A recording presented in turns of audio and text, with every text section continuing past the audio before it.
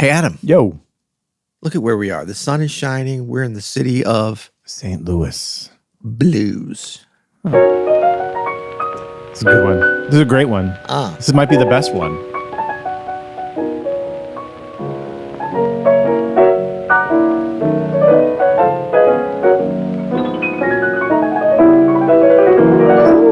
There's going to be a lot of woos today. Yeah. Woo birds are out. Woo birds are out.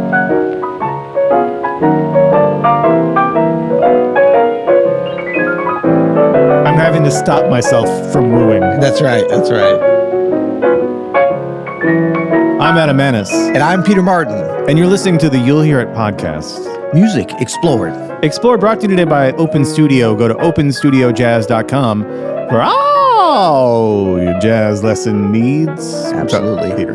And we are celebrating the great, the master, Art Tatum. And this is St. Louis Blues, of course, from his Piano Starts Here record. Oh, yeah. Let's listen a little more. Whole tone much? What is happening? 1933. Ridiculous. Can you believe that? Ridiculous. Cascading lines. One of the themes of today, when we listen to this album, Piano Starts Here, is that, like, it's almost unreal. Yeah. It feels like, is this CGI? Is this AI, perhaps? Is this AI? Like, it's just incredible what this brilliant musician was able to do his whole life. Yeah. From a young age, 1933. Yeah, 1933. And this is a very interesting record. Did we see the album cover? Because full disclosure, this is one of the least interesting parts of the record. You don't like this album cover. I kind of love it. I love it because I have a real close connection with the music and with like holding this. This was one of the first jazz records of my father's that I like listened to and put on myself. He used to listen to a lot at a certain point. You know, it was like kind of well-worn. I can still imagine kind of how it feels, you know. And but I don't know. Artistically, it's a little bit, you know, whatever. But this record's super interesting because the first four tracks were recorded in 1933. Yeah. How old was Art Tatum in 1933? Art Tatum was like 23 years old, right? And then the rest of the record, the last nine tracks, were from all the way in 1949 when he was 39 or 40. I wasn't exactly sure. So you really get the trajectory. I mean, he was already Art Tatum at age 23. I'm sure even well before that. But this is some of his very first solo recordings. So it's such a glimpse into, you know, his concepts, his trajectory, which he continued on. And then, of course, he did some trio playing, some great work with Slam Stewart, and we're going to talk a little bit about that. But I mean, he was primarily known as a solo jazz pianist extraordinaire, and, you know, is much loved. I mean, some of the quotes here are crazy. There's even a quote from Fats Waller. "Ladies and gentlemen, I play the piano, but God is in the house tonight." Famous. And I think that's a verified. Some of these things are kind of like, did they actually say that? But apparently that's been verified. Fats Waller said that when he stepped into the club. It was in the Ken Burns jazz documentary, so it's got to be true. Wait, it was on PBS? Yeah, it was on PBS. It must be true. True. So let's put this into... I'm very excited about the two timelines here, 1933 and we say 1949. 49. Yep. Let's put this into some cultural context here. So in 1933, the number one movie in America was King Kong. King Kong, ever heard of it? The original King Kong. The original King Kong. Which somehow I saw as a child. It was still being played on Channel 11 or Channel 30 here. Oh, yeah. You can watch it on YouTube right now. Wasn't very good. Grossed $10 million. In 1933. Yeah, that's crazy. That's insane. Of like $1933. I know. That'd be good now. Yeah, that'd be a good opening weekend now. That's like that's like $300 million. No, it's probably $1 billion. No, that's easily $1 billion. Well, if there's any math wizards in the house, put in the chat what $10 million in 1933 would be in 2024 dollars. I'm not a math wizard, but I am a Google wizard. So while you're moving on there, the number one movie in 1949, when the rest of the album was recorded, was Samson and Delilah. The number one TV show in 1933 was There Were No TV Shows. They really were. I mean, there was a little bit. There was a little bit, but like nothing good. In 1949, The Lone Ranger had started. I have watched The Lone Ranger a bunch, Peter. I don't know if you remember, but oh yeah, in the mornings before school, Channel 11 here in St. Louis. The Lone Ranger would be on, I think, starting at like 6 a.m. or something. Yeah. We'd watch The Lone Ranger as my mom was getting ready for work and I was getting ready for school. Fond memories of The Lone Ranger. Okay, $10 million in 1933 is the equivalent to, okay, I overstated a little bit, but not much, $242 million. Amazing. Yeah. Amazing. Shout out King Kong. Yeah. The number one album / song in 1933 was Night and Day. With the vocal by Fred Astaire, Leo Reisman and his orchestra. Yeah. In 1949, it was Riders in the Sky by Vaughn Monroe, which is pretty interesting. Yeah. I'm not familiar with the work. But what we're going to listen to, and maybe we'll listen to it first, Tiger Rag, which is kind of the most famous track off of this Art Tatum record.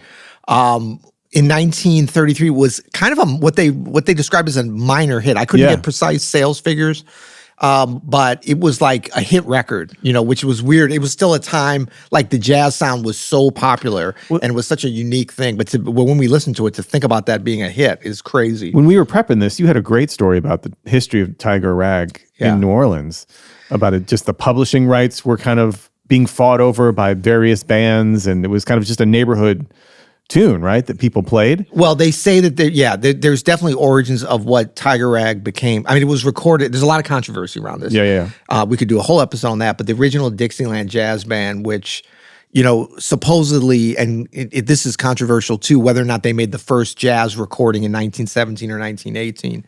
Allegedly, we'll say. Right. We're going to check with DeBose. Well, they're Southern Louisiana DeBose boys. and DeBose would be the they law would firm know to check with. They may have represented the original Dixieland Jazz Band. It's possible. It sounds like something in litigation that DeBose would do.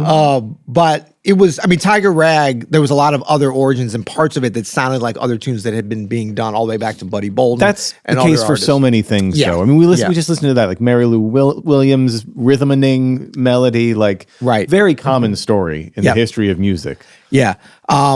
But, Art Tatum's version, why don't we give that sort of a listen as we kind of work that into things? Because I think this says a lot about not only his version of the tune, because it was recorded so much. I mean, at one time, this was the most recorded jazz tune up until I think the 50s or 60s. Wow. There's a whole lot of different versions of it. People knew it. It was like an instrumental hit. There was vocal versions of it. I think Frank Sinatra recorded it. It was like everybody was recording this. People wanted to hear this. But Art Tatum's take on it is so interesting and extraordinary. Let's check it out. 1933.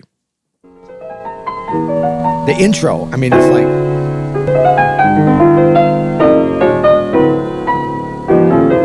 It's weird, right? It's so good, though. Oh, it's great.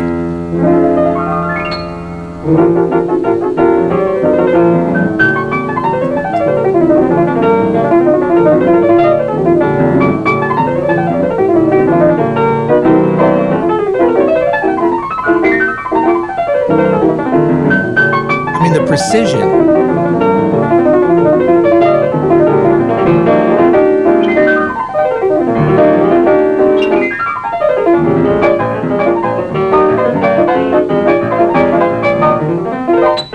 Hey, it's unreal.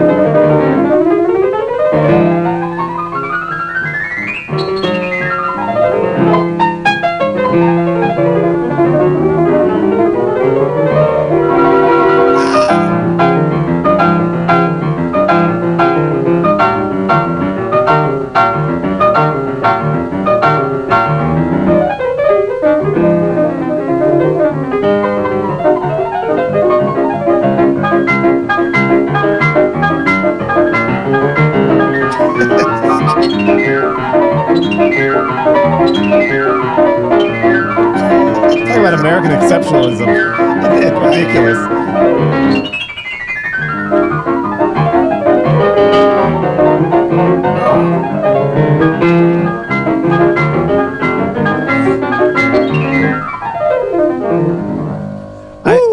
I'm telling you what, I've played piano all my life. I've played a lot of piano. I can't even comprehend what it would feel like to play like that. You know what I mean? Like, and I know how it feels to play a lot of different kinds of piano things. Yeah. But to be able to, so first of all, like just like you said, the cleanliness, the clean runs of that are so clean and crisp. They're so fast. Yeah. They're so dynamically alive. Yeah. You know, even coming through from this recording, which doesn't give you a lot of dynamic nuance, you know. But also like all great Art Tatum recordings, there's a lot of sophistication in the details, right? Yes. The arrangement's not just him doing stride the whole time. It sort of builds to this big stride section where he's doing all of these different orchestration techniques to sort of draw your ear into the melody in different ways. And then it ends in this big bombastic stride feel. Yeah. All the cascading lines, the Art Tatum signatures are there. But to me, that's like really what sets Art Tatum above everyone else. Is like it's not just like this amazing technique and chops, but he was an incredible arranger and orchestrator within these solo piano arrangements specifically, you know, and this just proves that. It's amazing. Yeah, well, when we get to the hot takes, that's actually something I was thinking about. Like, is Art Tatum, is his arranging as important as his piano technique? I would say possibly. Yeah, I think because so. that's what makes, I mean, he could just sit there and stride at whatever. Oh, so somebody said, we're going to test that. They said it's 376 That BPM. Tiger Rag? Yeah. How would we know that, though? Well, we're going to check that because I have. Well, let's get. We're going to put a metronome to it.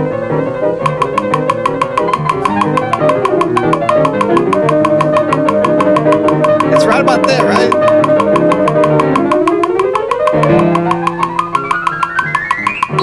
I think he dropped the beat.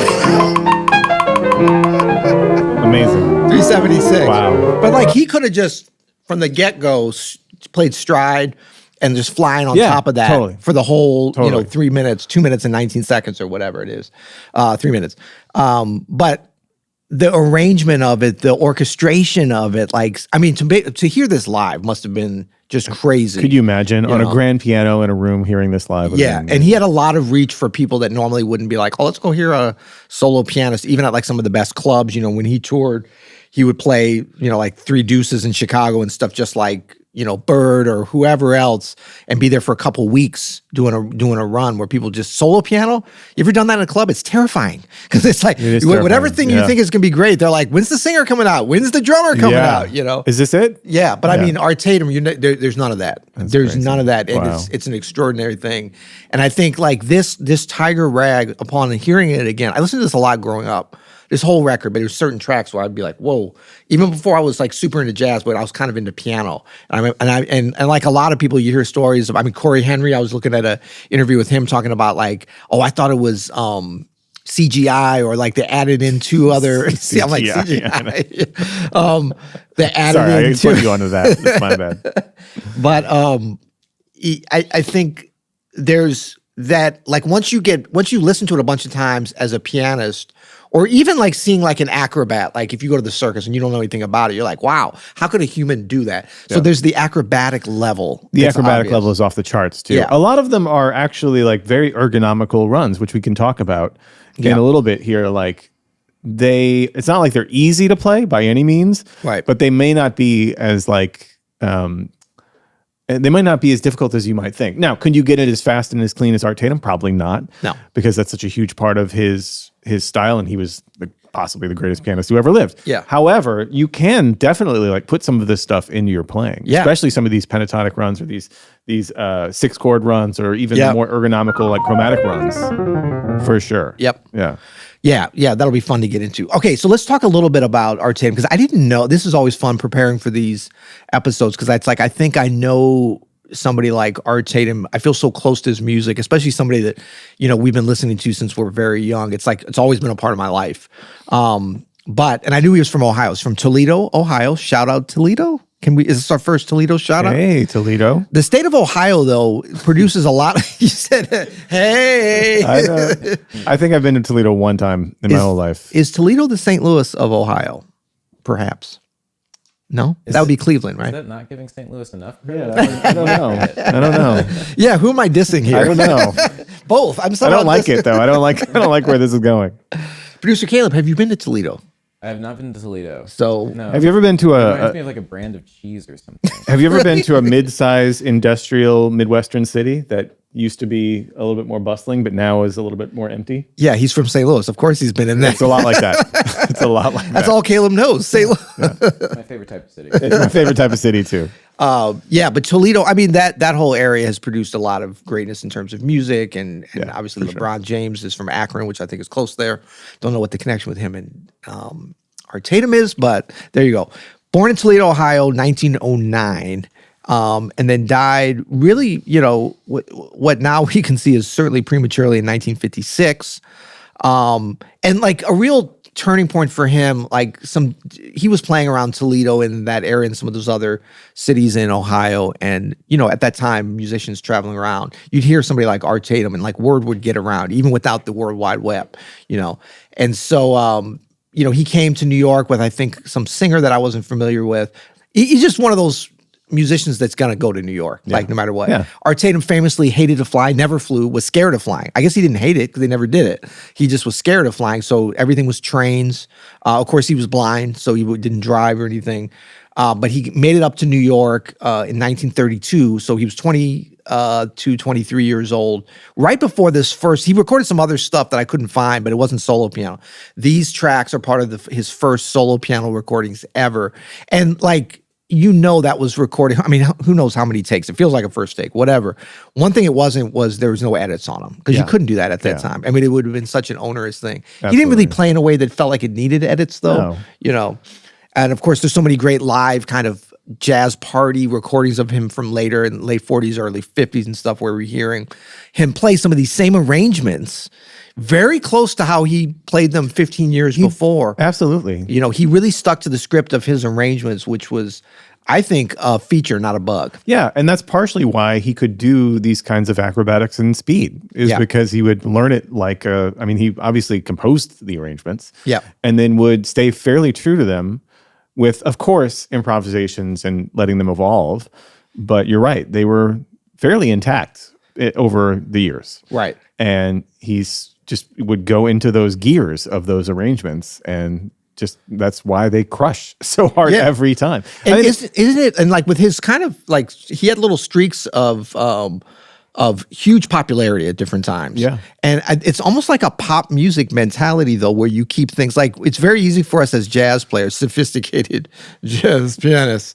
Can I put my ascot, my turtle? Oh, you've got your turtleneck on. Yeah. Maybe my beanie on. But I mean, like for us to be like, look down on that and then become a snobometer thing, perhaps. But it's not but he is not like a pop musician. No, but I'm saying it's a pop mentality in terms of like, stick to the script. When you've got something that works, play the part, run it back, play the same arrangement. Yeah. To me, the part of the genius of Art Tatum was that he would be playing the same arrangement, but it would feel like it was being improvised for the first time ever. Yeah. To me, that's just as great as just it coming up in improv. Because I've heard other pianists saying like, oh yeah, I mean, he was great, but he'd always play the same thing. He wasn't really an improviser. And I was like, yes, he is an improviser. Yeah, for sure. Even if you decide to have the structure of the tune in the same way, there's still like space in there for improvisation. Yeah, obviously there's a switch flipped at some point about having to create music out of nothing all the time and live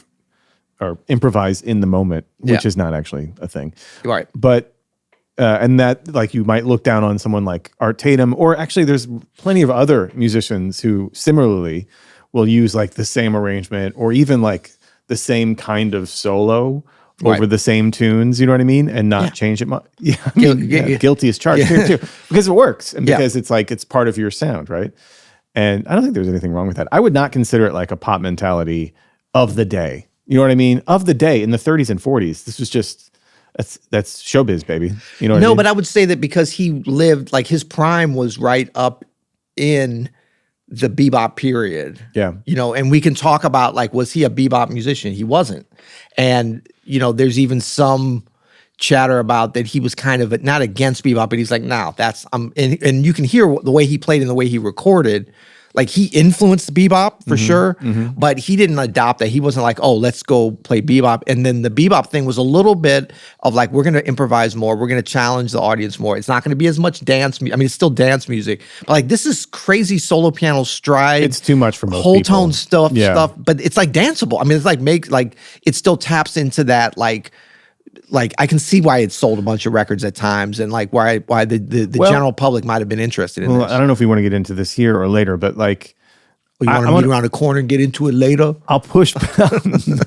We are in St. Louis. I'll push back a little bit on that and just say, like, you know, whenever I play Art Tatum for my non-musician friends, they can only take about a song or maybe two. Well, yeah. Now I'm talking about in his time. In his time, you know what I'm saying? Yeah, no. Yeah, like Tiger Rag wouldn't do good. I was about to say something really boomerish. Tiger Rag wouldn't work on MTV today. Sorry, this is if we did the podcast 28 years ago. Yeah. What, Caleb. What do you think this is going to be on Casey Kasem's American Countdown? Well, maybe you're out of your mind. If you think this is going to be on American Bandstand, it could have caught the very beginning, the tail end of that. You know, you think the kids on Soul Train want to hear Tiger Rag? Kids. A friend of mine I went to high school was a dancer on Soul Train. No, he's an old dude now. Yeah. Well, yeah. I mean, he's an old dude. He's a great guy. Yeah, he's your age. Yeah. Cool guy. Like I say, don't play this on MTV. No, I mean, I'm talking about when and really even from.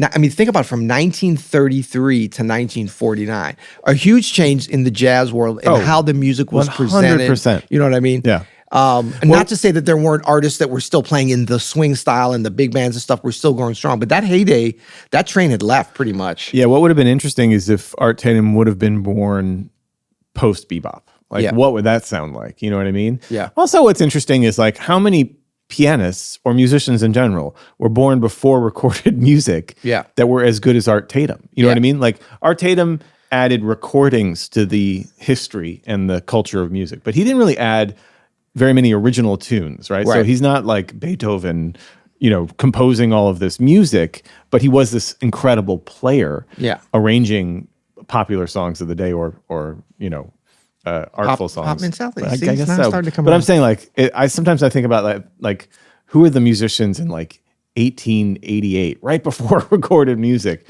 who could just like crush on the piano, and we never got to hear that style of music. You know what I mean? Right. I mean, there's a little. I mean, there's a line. There's a thread at least in there. No, it's a direct line to Scott Joplin. For sure. You know what I mean? Absolutely. To Art Tatum. Yeah, that's true. But Joplin's an incredible composer, too. That's what I'm saying. Right. But we don't really, I mean, we have the piano rolls. We don't have him actually playing. I mean, he was a great pianist, but yeah, he was more known as a composer. But there's a connection with Tatum in terms of like this very direct link from the keyboard, from the piano to classical music, because they both studied that, and their technique is based around that.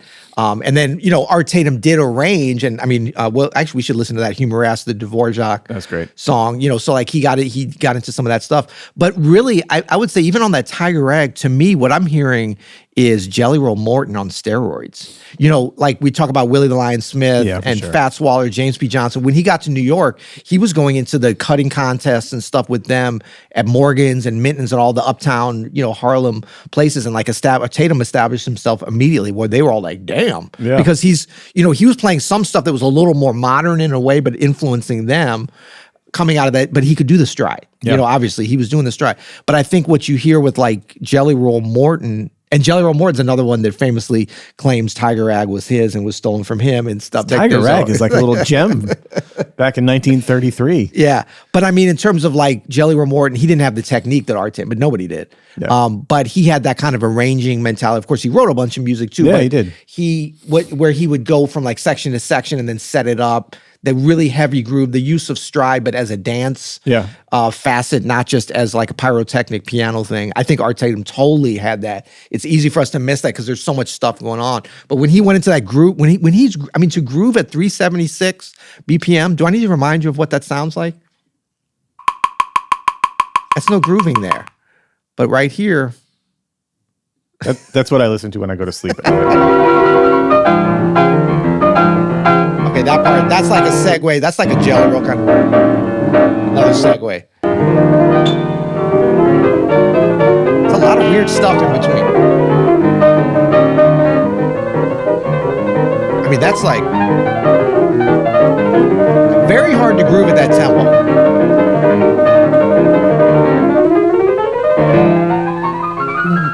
Even when he leaves the stride. Yeah, look at him.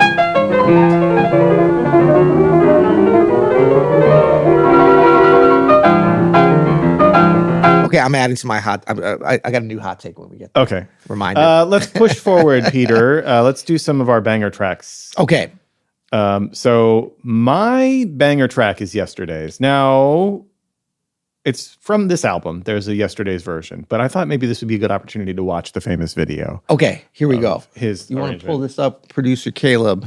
Yeah. So this is kind of misidentified as the only video. There's actually several great videos. If you ever looked up Art Tatum, you've likely seen this video or even just seen it put in front of you on social media, but it's worth a listen always. Yeah. This is later, of course. But about the time as he recorded it.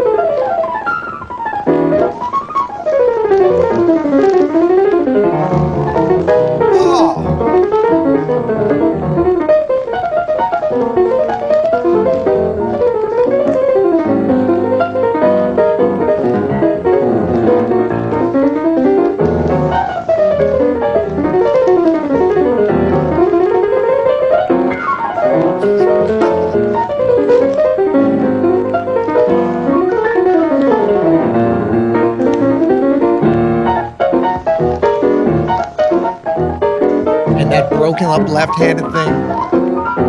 That's what I'm saying. The arrangements are really what make it. This is like, and then just throwing in those tenths moving along. Woo!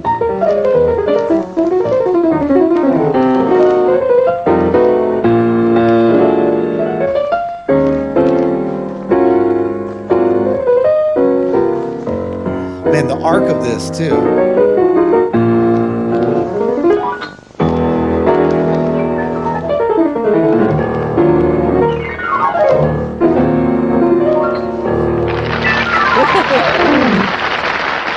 Not that hard. It's a good suit. Yeah, it's got a good suit happening. There's a nice suit happening there. I mean, there's this element too of like Art Tatum. It's the ultimate, like, you've got a friend over. We've all been there as pianists. Oh, Adam plays piano. Why don't you play us something? Could you imagine if it's like, oh, Uncle Art plays piano. Why don't you play us something? And then you sit down, like you want to play something like that. You know what I mean? Where people are like, holy shit, but like just jaws dropping, like, to the point they're disassociate, they're like lost, and you rob them all and leave because they're lost in the world, But I mean that, like, it can be lost on folks to be like, oh yeah, you just got great technique, you're playing this flashy stuff, but what's underneath that arrangement is so like thrilling and interesting. I mean, to do Yesterday's is a great tune. The lyric is great on it, but if you're gonna play it on piano and bring it to life in like 2.5 minutes, it's a whole journey there. Yeah, it's like you can make a 2-hour epic movie about something, or you can figure out how to do it in 2 minutes. Yeah, there's some genius there to be able to do that and to put that together, and then you've got all the fun stuff. And then for somebody that's not even understanding how hard that stuff is to do, he makes it so easy, but it's so thrilling. That's what it is. It's like seeing somebody up on the high wire, and they're not like, oh am I gonna fall? They're just like, what's going? Like they're acting like you or I walking down the street, but up there. That's fun. It's super fun, and there's some lessons to be learned in that arrangement, right? He starts off slowly and rubato, and then goes into that just instant groove. Right? Just like setting you up. There'll be some Duke Ellington influence on that. And then and then the stride. But then, as you mentioned, it's not like he sticks with that stride for very long. No. And he goes into that broken stride. And then he goes back to rubato at the end. Like, so you do have this actual arc of an arrangement where I think a lesser musician with that kind of technique would just be flash all the time. Yeah. And certainly there are moments of flash even within the rubato and things like that. But and that broken up stuff. Like that became very influential. I mean, I use that. A lot of people use that. Like that was really. I mean, there's other people that did that or whatever, but the way he would do that, like separating from the stride, like that broken thing, is been huge. McCoy Tyner. I mean, like huge influence. Not to mention, within all of that, there are some little subtle harmonic substitutions he's making that are way past his time. Right. Like things that musicians of his generation weren't quite doing yet. No. At least as prolifically as he was. It wouldn't be later till bebop musicians really took that and ran with it. But he's putting it in all of his stuff. Yeah, and then that ended up influencing, Gershwin for sure. Yeah. Gershwin talked about, being a big fan of Art Tatum. And people always think like, oh, because they're pianists, or Rachmaninoff, who there's quotes from him talking about Art Tatum. They always think like, oh, because he had this incredible technique. Of course they noticed that, but some of this harmonic stuff, that chromaticism and stuff, and the syncopation, you can hear that. You can hear in Gershwin for sure. Yep. Yeah. I mean, he's just, wow. Thrilling. So, Peter, your top track is one of my favorites as well, and it's a great song. It's Willow Weep for me. Yes. Yeah, this is one of the only Art Tatum things I've ever transcribed, so it's very near and dear to me, and I've had to study it very closely, but I think it's great. I mean, a lot of people have heard it. He's did several different versions. This is from, now we're getting into the 1949. Some of this stuff was live, too. For not Norman Granz. He ended up doing a bunch of concerts for Norman Granz, Jazz at the Philharmonic and stuff, but it was a different Norman. Anyway, this is Willow Weep for me. This is incredible arrangement. Yeah, of course it's live. Yeah. Iconic arrangement, this one.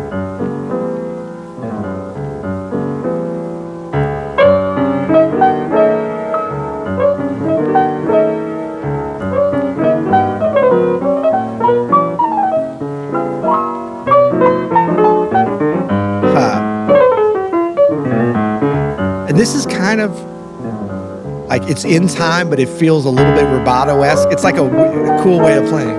Like there's definitely a group, but it's so free rhythmically. But it goes, he ratchets it up in a second here.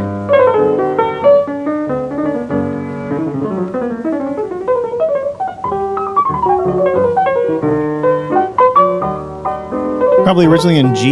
Yeah, this is out of tune. I don't know why. And you could tell from that run, which we'll talk about in a minute. Apologies, I don't know why this is out of tune.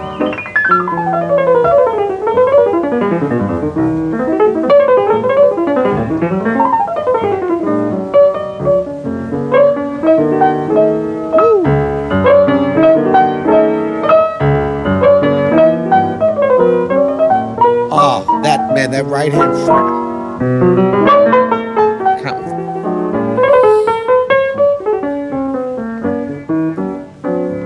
But the level of groove that he goes to here.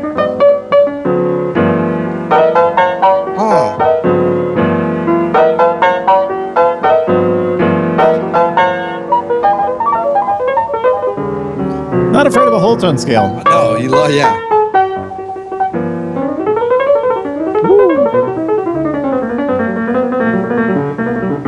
Oscar Peterson ever heard him play this.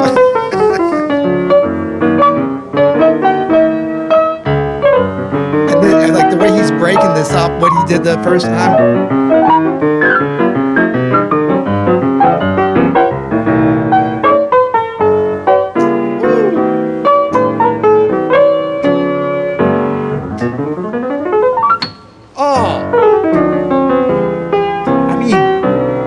Perfection with the groove might be almost more virtuosic than the runs, you know what I mean? I mean, he's right in there.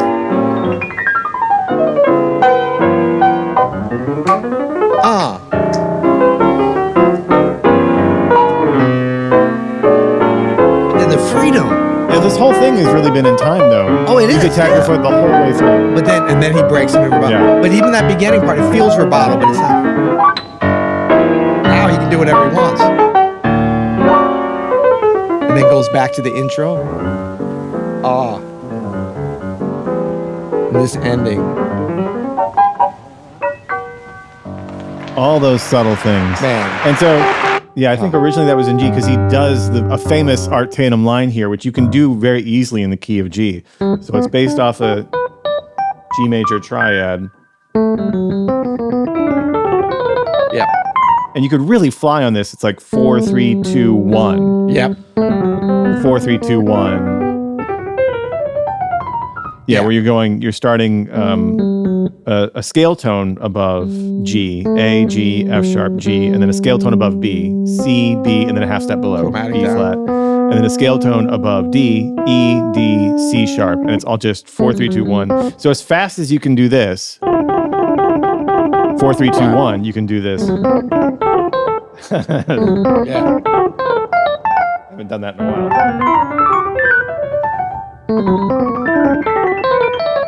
And it's more like, it's a little straighter, more basic than most people would think. Like what he's doing in the left hand, like he's doing some tense and stuff underneath it, and how he's placing it in the rhythm is what brings it to life. Yeah. Because this is, it's not easy doing that, but it's like, it's pretty simple. Well, yeah, And like I said, you can turn and burn on exactly. it. Exactly. But just playing it like that on its own is, yeah. It's fantastic. So many great, a lot of that, that D7 sharp 9 flat 13 kind of run. What was that one? I think it's.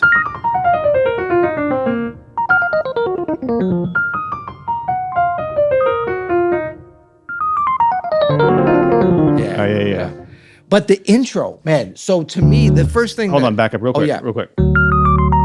So for those of you that didn't catch it, D7 chord, right? I just have a D and an F sharp here. F, E flat, D, C, B flat, F sharp, and then you're back at F with your thumb. Yeah. And he plays around with that. I'm not sure if it's on this track. I think it is too, though, where it's like an E flat 13 sharp 11. Right. On top of that. He loved that. Yeah. And again, you can just turn and burn. Yeah. Hey. Yep. But yeah, the intro to me, that's what I remember first being like, what is he doing? Okay, it's so whack because it's not like, I don't know why it was like half step below. Yeah, it's wild. So it's like going from a G7, but it's almost like a little mini, like a, not a moo, but a 2. Because it's not, once he gets into, it's that famously dominant, it's not major. So what are you playing there on the second He's chord? playing like D, A, B.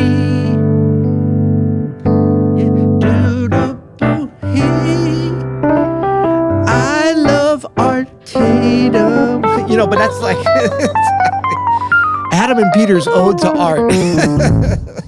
Art Tatum turning over to his grave. No, but so he's going, like, first of all, just this, I think he actually did fully chromatic. But like his phrasing is just so like, so he's going that G2 and then to like a C sus, C7 sus 4. Wow. But it's over G. So it's, what is that, G minor 11? Yeah. And then he kind of plays around and then, and like ends it with that. But that's a kind of weird thing to go back and forth between. For me, that was always it. I remember it took me so long to like figure that out. And, the other stuff is hard too. But those little arranging things I think are just genius. So that's why that's my favorite, my banger track. For my banger solo, I'm just going to pick another banger track. So this is Humoresque. And we mentioned this before. This is Dvorak.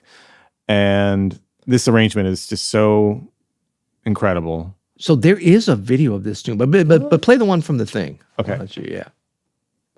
Oh no, I got it. I got you. Sorry, man. Sorry. Here, I got you. I've already got it pulled up here. Right here. This is Dvorak Humoresque. If you played Suzuki violin, you know this song.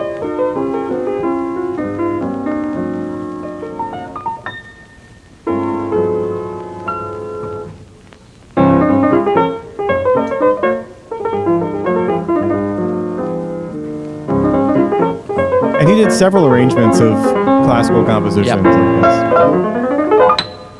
Damn. That's crazy. That's confidence going to that.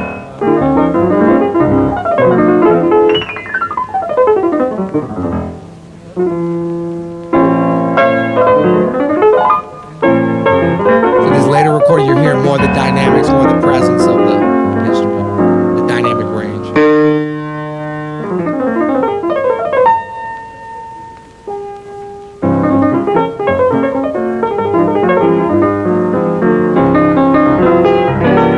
Woo! off again. Oh, anyway, I was going to show the thing. Damn, off with the sound.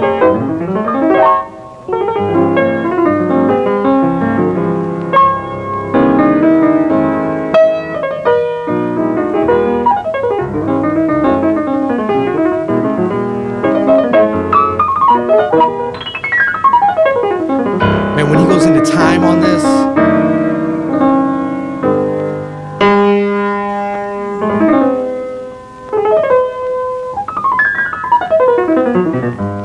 There's that line.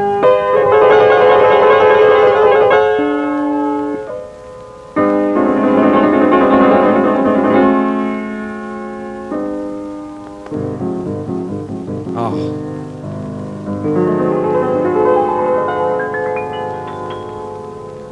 There it is.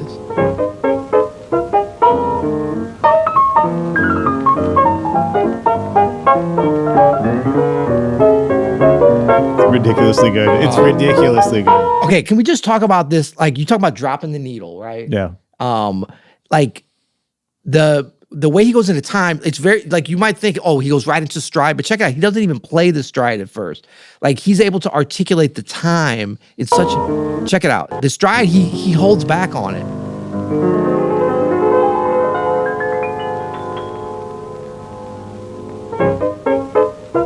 So he's like, bo bo bo bo stu bo bo before he even comes in with the stride. You know, I would have just been like, ding, ding, ding, ding, ding. Come on, guys, let's swing it, man. But I mean, I love this start.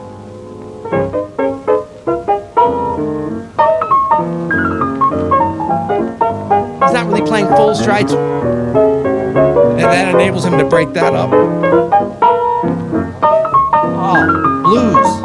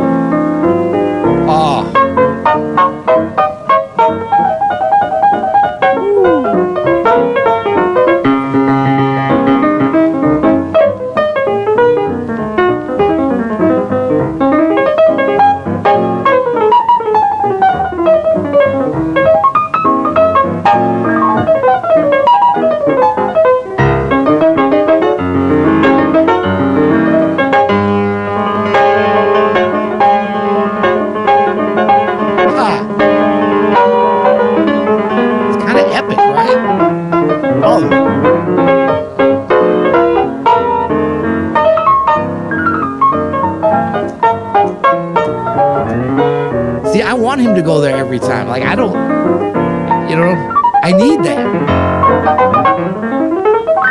Hey.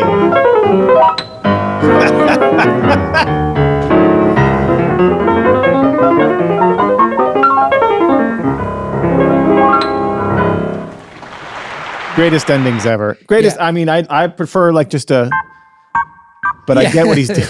Yeah. No, I mean, you know what, when I hear this, when I listen to Art Tatum, when I sit down and listen to Art Tatum, I'm always like, damn, the piano is amazing. Like, right. I'm always like so like amped up for the piano as an instrument. It really is the king. I know the violin is the king of instruments. Really. No, it's not. The piano, the piano is friggin' amazing, man. Like, you can do so much cool shit on a piano. Yeah. I mean, he can do so much cool shit on a piano. Can you indulge me? Can we watch this? I just want to see if this is, yeah. So I want to see when he goes into time and like how much is different on this than what we just heard. This is a little bit earlier, I think.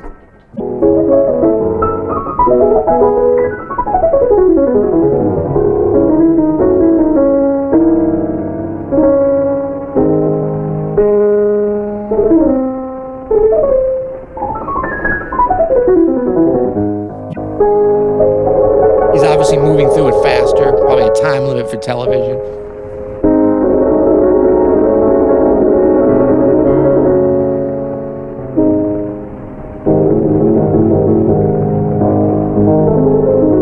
Just want to hear when he goes into it.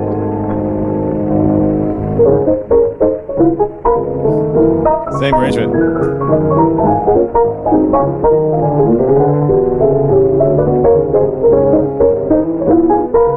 Huh.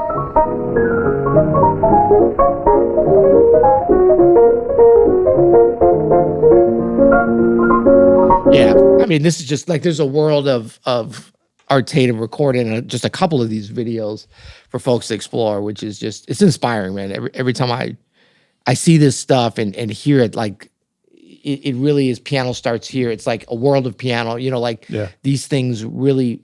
What he did for like solo, like a lot of people feel like there was a disconnect because it was like, oh, I'm quitting. You know, you hear the stories like I heard Art Tatum and I switched to saxophone. Yeah, and like unless you're Oscar Peterson, you're like, okay, I think I might be up for the challenge. You know, yeah. But he really did influence everybody. I mean, Benny Green, Herbie. I mean, I'm jumping around generations, but you can hear like pretty much every jazz pianist.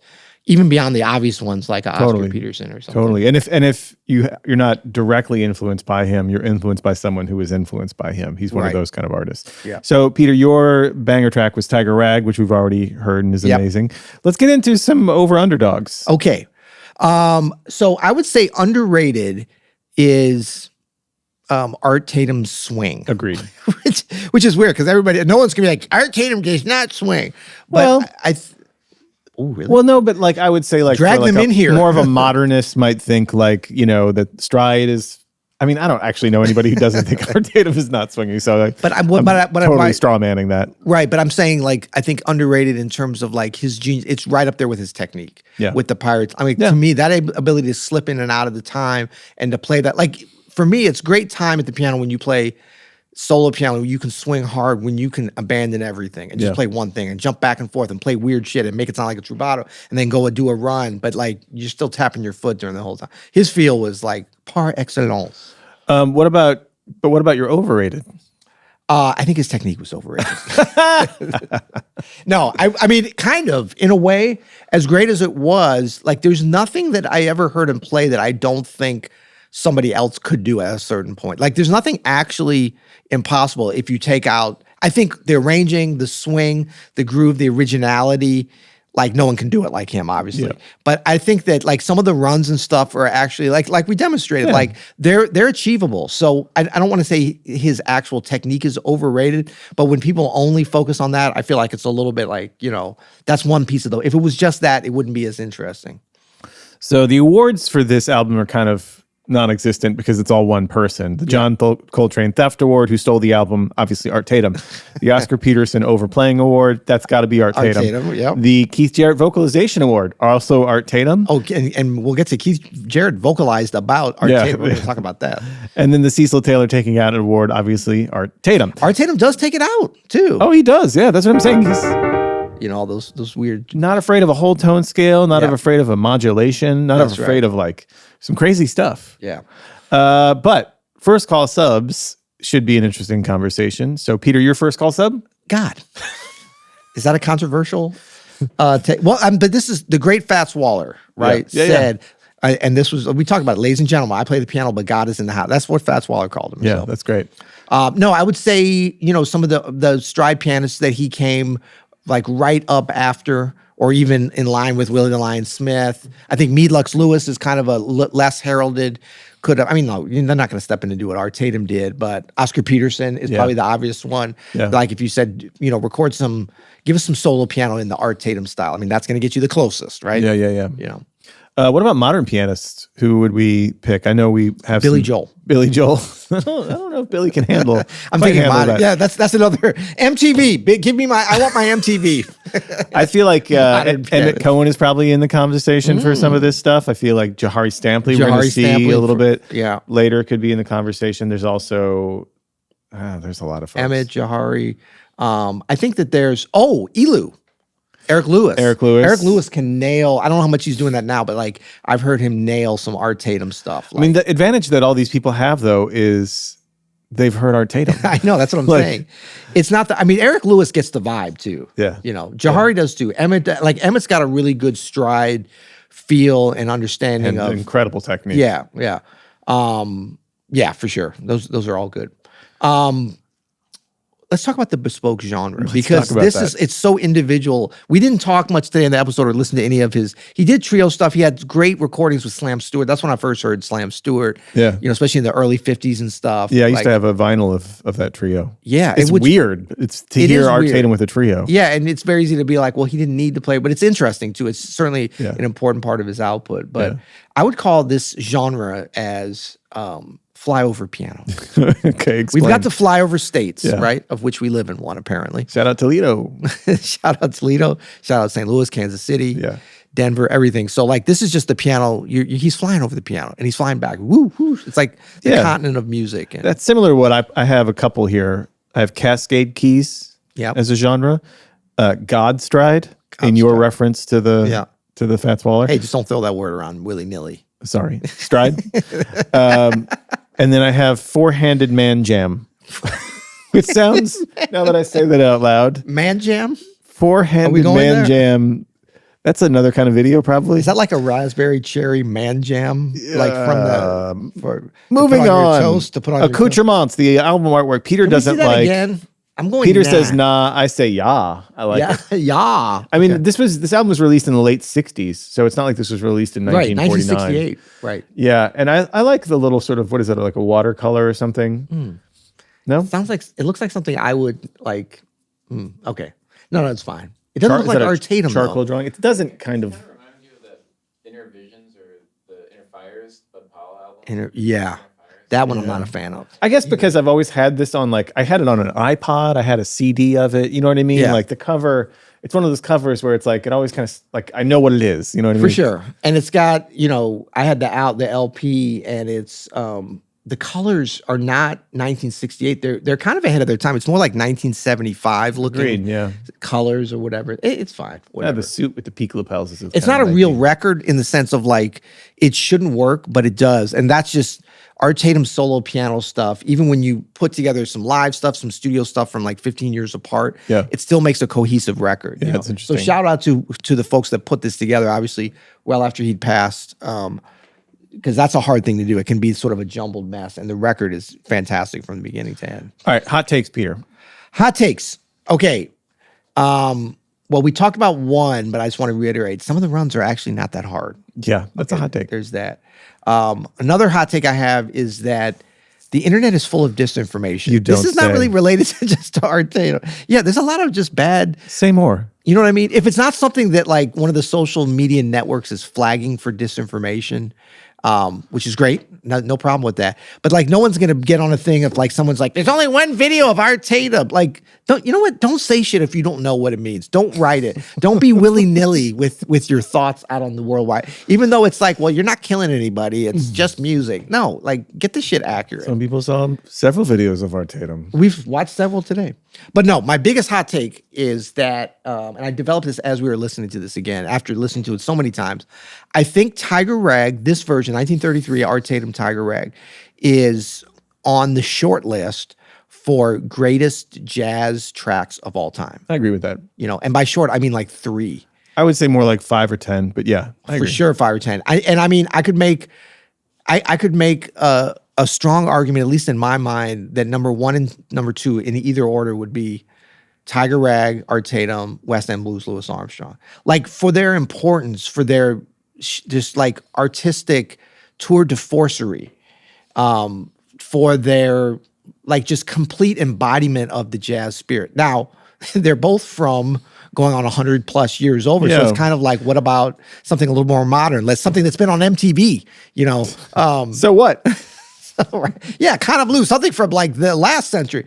No, I mean, they're old, but I would say some of the most important because they were early on. And we think about, this is so much that happened in jazz. But in terms of recorded jazz, we're only a few years in, a decade, 15 years or whatever, but a blink of the eye. But I just think what he does there, well, what about this? Is this the greatest recorded solo jazz piano track of all time? Or solo piano? Probably the greatest solo recording piano track, I would say. Of any genre. Maybe. Yeah. Maybe. That's a short list. That's a top 3 to 5. For me. You got you have a slew of Keith Jarrett recordings that would probably be in the conversation. Yep. There's some Hank Jones stuff that I would put in the conversation. There's some Oscar Peterson, obviously. There's also Jelly Roll and that whole scene as well. I think I would put this as number one for my favorite and just for important. And I don't know. All right. Anyway, that's my hot take. Okay. What do you got for hot takes? You're nailing all my hot takes. I love these quotes that you have here, like from Hank Jones. I believe that Tatum was the greatest pianist of the century. That's really strong words coming from a very strong musician himself. Yeah. That's why I chose that one. I'm like, Hank Jones, that's not, now, I mean, we talk about Hank Jones a lot because he was super influential on us and one of the greatest pianists. But in terms of like going to get a hot take or opinion, like who could you possibly value more? Yeah. Because of Hank Jones' expertise level and because of his age and how, and he knew Art Tatum. Hank Jones, at least, goes deep. Hank Jones as a musician goes super deep. And so when he says someone is the greatest pianist in the century, you kind of trust that. You know what I mean? And he didn't say he's one of the greatest. Yeah, no, he said he's the greatest. But that makes sense too, considering Hank Jones's age. Right. That like Art Tatum was a little bit older than him. And so he would have looked up to him like that as well. But it makes total sense. Yeah. And you can actually hear, speaking of influence. He's probably at least 20 years, 25 years old. Probably. Yeah. You could hear a lot of influence in Hank Jones' playing, and thus in a lot of other players as well. You know, Hank Jones put his Hank Jones stuff on it, obviously. But right. He's good at that. Yeah, he really is. And then their Keith Jarrett quote here is awesome. Yeah, so Ethan Iverson, shout out Ethan Iverson on his wonderful blog. I think this was on the old blog, but he did a famous interview with him, and there's a transcript of it available. We'll link to that, actually. That'll be a fun one. But no, we won't, because it doesn't really have anything to do with Art Tatum, but it's cool. What do you think of Art Tatum? He's just talking about different pianists, asking him about influences. And he says, what about Art Tatum? Keith Jarrett says, too many notes. Ethan says, really? Too many notes? Keith Jarrett, yeah, too many notes too often. And that was it. And then they went on to talk about something else. Full disclosure, he's not wrong. He's not wrong. If you listen to this whole album, start to finish, it's a lot, man. It's like Is it too many? You're getting battered. At some point, you just feel like you're just in this crazy ocean of notes. Right. There's so many notes and the runs just never end. Yeah. And I think for us piano nerds, it's like, it's heaven. But like I said, whenever I play this for friends who aren't pianists, even other musicians, they're like, ooh, it's a lot. I would push back only to say that we live in a time now when almost anything, unless you're just like,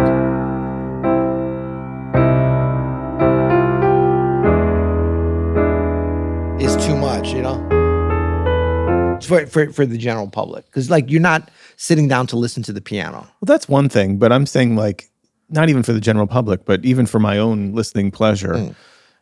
Like imagine if you were to take some of the notes away, which point to the ones that you don't like in there. You could it would take away Art Tatum's whole thing, whom I love, by the way. I'm not disparaging it, but imagine an Art Tatum record where there were some tracks without those runs, where he went on more of like a journey that was like introspective rather than these like super flashy things all the time. That I think that there is some of that, but we didn't listen to that today, so that might have been a little bit of a disservice. And like, especially on the early solo piano stuff, it was I think it was so formatted for the 78 and for whatever that 2 minutes 40. It's like play the tune, but even within that, compared to the other stuff, like he had a lot of introspective little parts within there, or even like the way Tiger Rag starts, Yeah, but then you get just, again, you get flooded with notes, which again, we love, but I see where Keith is coming here from just a pure, like, if we spend a lot of time, if you spend 25 minutes with an Art Tatum record, after a while, you're just like, whoa, it's just so much piano coming at me. That's true. Fair enough. Hot take from both Sergei Rachmaninoff, ever heard of him, and Vladimir Horowitz. They claimed that Art Tatum was the greatest piano player in any style. Gershwin was a huge fan as well. And I believe Horowitz said, if this guy starts playing only classical music, we're all in trouble. Yeah. He had some quote along those lines. He's not wrong about that either. Right. Yeah. Right. It'd be interesting to hear Art Tatum's strict take on some of those Rachmaninoff things, honestly. Yeah. And I mean, some of these quotes might have been like misattributed, or I know definitely Horowitz knew them and there's pictures of them together and stuff. But even if, I wonder if some of that stuff from the classical guys was not just technically, I mean, of course they're like, damn, he's a great pianist. But the arranging. Exactly. When he says in trouble, it's kind of like, if he can take classical stuff played and then, Didn't he do a version of Rachmaninoff's Prelude? That one? Yep. He did a version, I think. I think so, yeah. Yeah, he did a couple of like things similar to the Humoresque, but the snobometer. Okay, explain it to me again. Sorry, we've been off for a couple of weeks. So the higher, the more snobby. The lower, the more broad, the less snobby. So I've had this again pretty high because of that. I have direct experience with like, hey, you guys have got to see the greatest. You got to hear the greatest pianist who ever lived. Yeah. And then people who aren't so super snobby are like, ugh, I don't know, man. So like, yeah, it's impressive, but I don't think it lands emotionally as well with a lot of like non-snobs as we might think. Okay.